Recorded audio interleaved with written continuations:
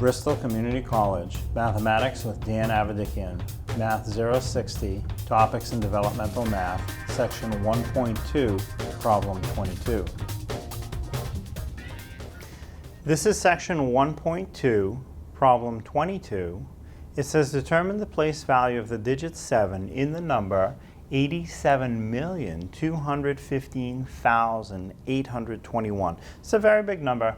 Our 7 is quite far to the left. The name of the position is millions position. Again, it would go ones for the furthest right. The next one over is the tens position. After that, we have the hundreds position. The next one over is the thousands position. Then 10,000s for the next position. Then 100,000s for the next position. Finally, we get to the 7. That would be millions. And there's even one after that, if you were asked about it, would be 10 million. So we're asked about the 7. What's the name of the position it's in? It is the millions position.